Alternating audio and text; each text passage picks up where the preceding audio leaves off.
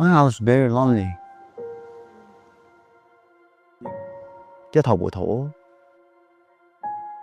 都會有啲唔甘心嘅。At first, like I didn't know the love of my dad and mom, you know.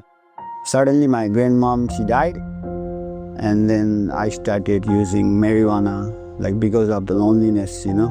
其實最初頭咧係有驚恐症，嗰陣時係因為都係濫藥嘅問題啦，咁就發生咗一啲暴力事件啦，係啊。咁我自己食係食可樂嘅，咁可樂就心癮比較大啲啦。咁其實開頭食嘅時候就會覺得，係我去玩緊毒品。咁其實 end up 去到最尾 by result 我都知道毒品玩緊自己。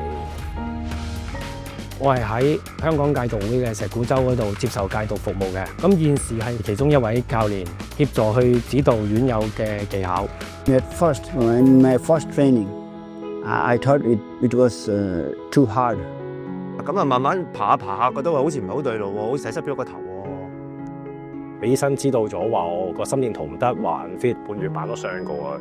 咁呢個十字韌帶都撕裂咗嘅。邊個提早5秒放棄，或者提早2秒放棄，你頂唔到最後就輸㗎啦。一條路，一條心，一仗都要跑得步開。Dragon Boat training not only gave me the sense of togetherness, 俾我揾到翻少少成功感，將我由我人生最低谷嘅時候，去令到我生命有所改變。sometimes like you have your pain in your leg, pain on your back, even when we were in our withdrawal system, like we never give up.